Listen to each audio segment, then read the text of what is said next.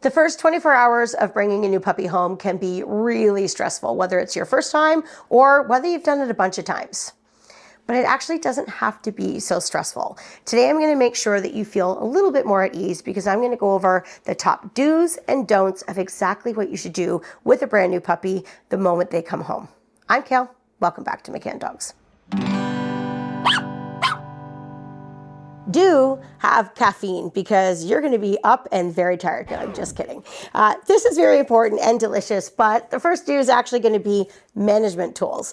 Now, before your puppy comes home, it's important that you do have your house equipped with a bit of puppy proofing, whether you have baby gates set up to help prevent your puppy from sneaking off into rooms when you can't watch them, or something like this, a house line. This is a really awesome tool that we use with every one of our puppies. The moment they come home, we simply attach it to their collar. We let them drag it around as they're playing in the house or we're doing some training. This allows us to step on it and prevent them from sneaking behind the couch or to scoop them up if they have a potty accident, if they happen to be chewing on something they're not supposed to, if they're wandering off. This is going to be like having a great little handle built in for your pup. So again, utilizing things like crate, baby gate, house line are definitely major do's when you're bringing a new puppy home. Do utilize a crate when you bring your new puppy home.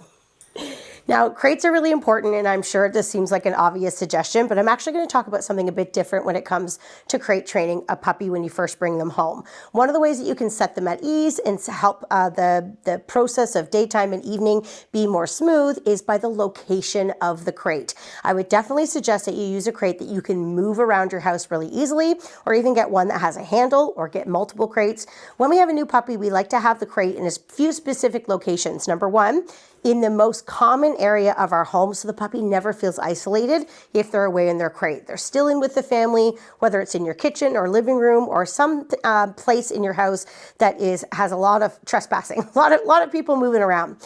The other thing we like to do with our puppies in their crate is have them sleep in our bedroom beside us. Now, we don't let our puppies sleep loose in the bed because who knows what they'll be doing in the middle of the night when you're sleeping. But this is a crazy suggestion, but it's something that I do with every single one of my puppies.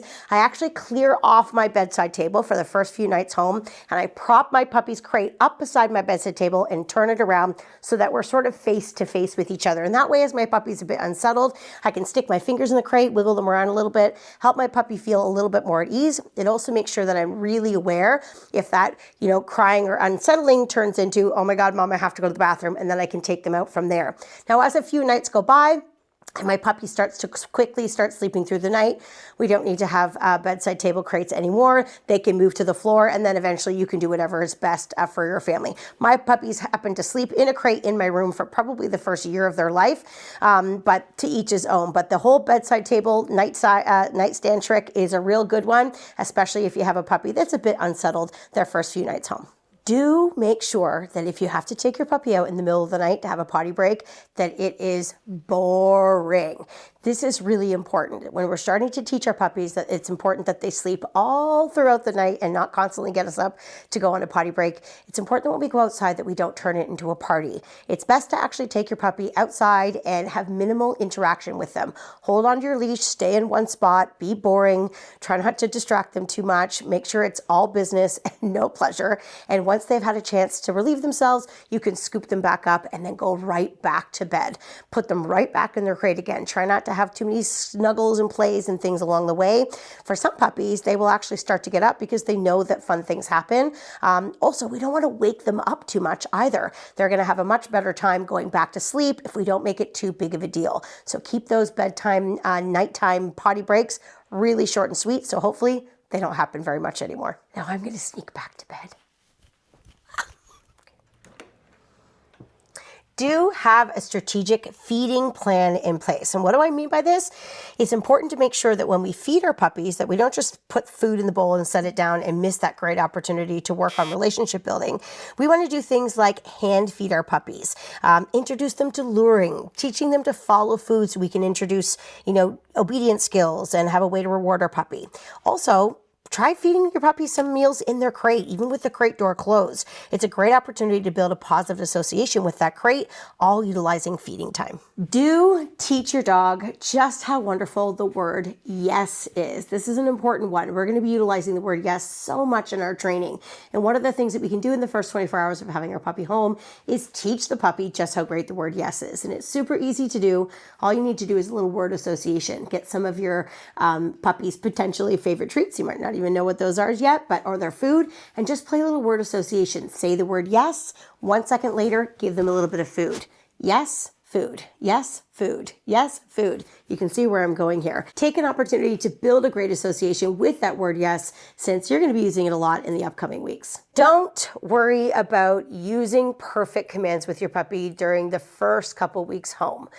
This is really important because it can be a lot to sort of feel like you have to have all of the commands and all of the hand signals perfectly organized and thought of before they come home. But it's only the first 24 hours. Your puppy doesn't really know what's going on anyways. And also, we don't really want to have an expectation that's unfair on a puppy that's brand new. What we want to focus on in the first 24 hours is just ways to keep our puppy engaged. Try not to use any formal commands with them before they're really trained how to do them. Use things like body language, funny sounds, clap your hands, slap your legs, things that are going to be fun and bubbly and engaging for your new puppy to be attracted to.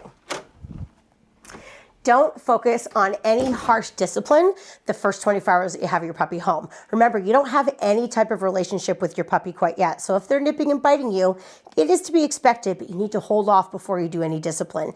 Instead, focus on prevention tools to make sure that you don't have them in situations where it's easy for them to nip and bite in the first place, and also have some management tools in place. Remember, utilize those crates, house lines, baby gates, whatever it might be, to set your puppy up for success. That got your attention, didn't it? Don't overuse your puppy's name when you first bring them home in the 24 hours. We don't want our puppy to learn that their name is just background noise. We want to teach their name with a lot of intention. So instead, use some funny things that can get their attention. That pup, pup, pup thing is a very fun trick that a lot of breeders will use. It captures a lot of puppies' attention. It's a great thing to use in the meantime, or maybe come up with some fun nicknames that you can utilize until you have an opportunity to actually teach your puppy what their new name is. Don't rescue a crying puppy from their crate.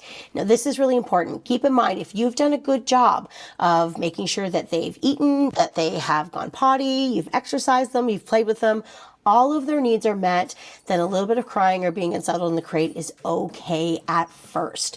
Now remember, if we're constantly going back and we're taking a crying puppy out of their crate, your problem's likely going to get worse. So just make sure that you've checked all your boxes, all of their needs have been met, and unfortunately in the early stages, they'll be a little bit unsettled until their crate training starts to kick in. Don't give your puppy unsupervised freedom too early. This is really important. When you have a brand new puppy and you first bring them home, we want to make sure that we are watching them constantly. If you're not paying attention and you have a new puppy that's never been in the home before, they are going to be curious, sometimes mischievous, and they could end up having an accident or chewing something they're not supposed to, or just learning bad rules from the beginning. So make sure you tighten up those supervision skills, set your puppy up to make good choices, and make sure you're watching them like a hawk every second of the day. Once you survive the first 24 hours with your puppy, and you will, the next thing you want to do is think about what training you need to do with your puppy based on their age. We have a video that's going to walk you through exactly that. On that note, I'm Kale. Happy training.